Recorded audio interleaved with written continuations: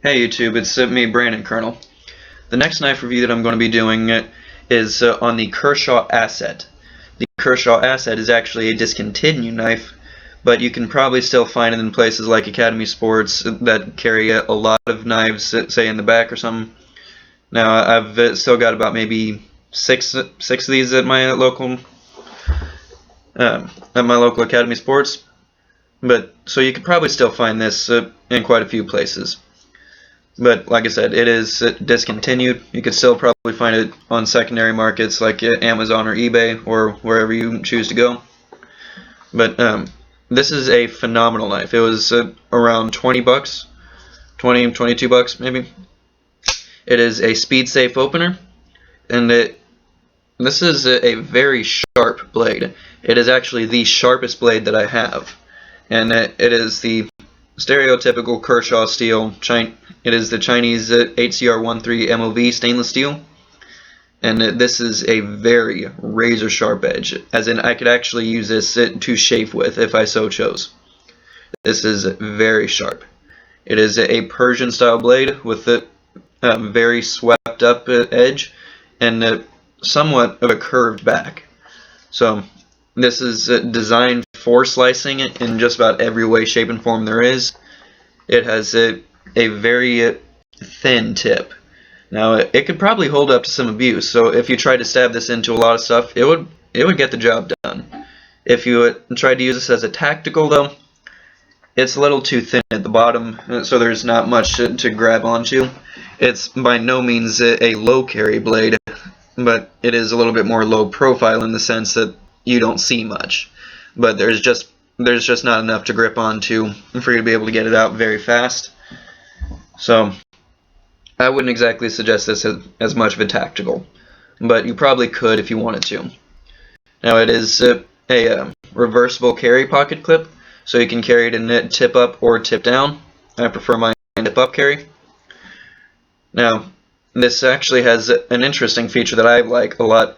It has no thumb studs, which allow the blade to rest a lot deeper inside of the handle. And so the only way to open this blade is by the flipper. And there is no way to get this open with friction from your thumb. You can't pinch it with two fingers, as I've seen some people do. I've even done it myself before with a couple knives. There is no way to access this knife except the except for the flipper. But it is very fast, very reliable. I have not yet had a failed opening or partial opening, anything of the sort, where I had to flick it to get it the rest of the way open. When this thing deploys, and it deploys fast.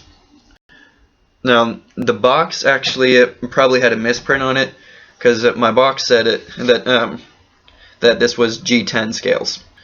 This is nowhere near G10. This is glass-filled nylon. That's what this is, without a doubt. This is glass-filled nylon. Now, it's kind of slippery. Well, I'll be honest. There's not really much to grip onto with this handle, but then again, it does have a very generous finger choil. It is very comfortable, and also with this ergonomic design, then that more than compensates for how slippery the scale is, because it feels like it's meant to go in your hand, and it feels every bit as good in the reverse carry as it does in forward carry. So this is very ergonomic. Even the pocket clip, it just disappears in your hand unlike any other knife I've carried. So this is very comfortable in the hand. You barely even notice any of the protrusions from the clip, or the point right here. You barely notice anything. One of the only beefs that I have with this knife is its lack of jimping.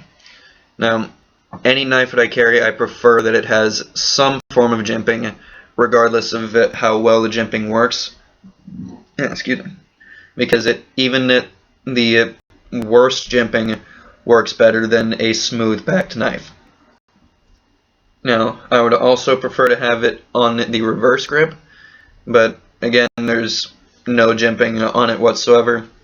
So you could use it in reverse grip carry, and it will not slip on you because of how ergonomic it is.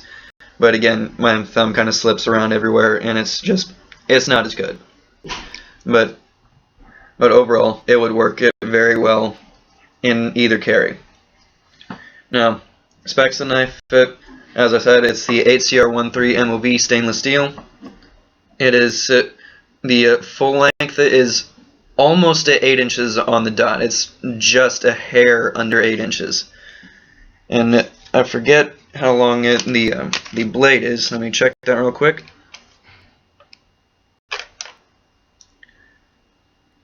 So about 3 1/4 inches. Wait, no, 3 3/4 inches. Sorry, my bad. It is 3 3/4 inches long for the blade itself, and so this is a fairly decent sized blade, and so almost 8 inches overall, 3 3/4 inch blade, razor sharp, glass filled nylon scales, and the pivot screw is I believe that's a hex pivot screw. So if you need to tighten it down, use a hex head screwdriver. As far as blade play, there is a minimal amount of blade play. You can fix that easily by tightening down the pivot screw. There is no blade play whatsoever front to back. It is a liner lock.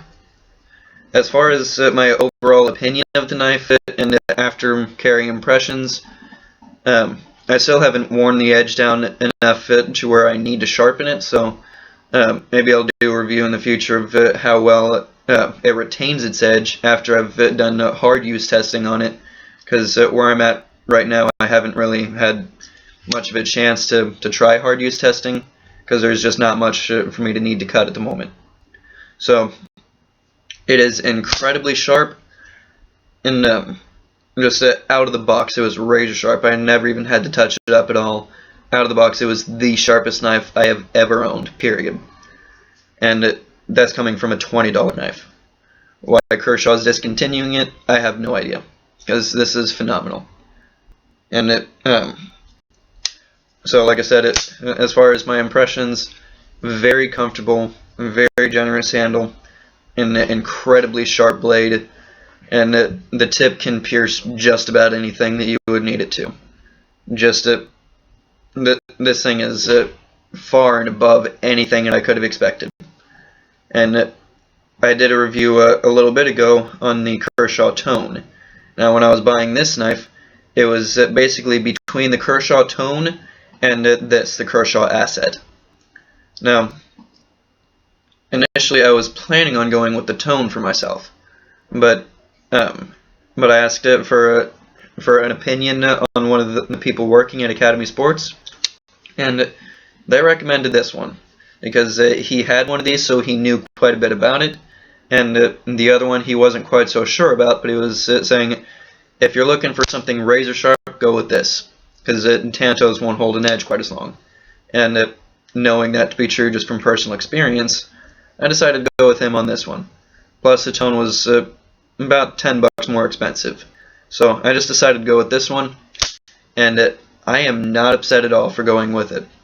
This is a phenomenal knife, and every bit what I would have expected from Kershaw. This is a very, very solid knife, and just everything that I've come to expect and more. So, as always, stay safe, and have a good day.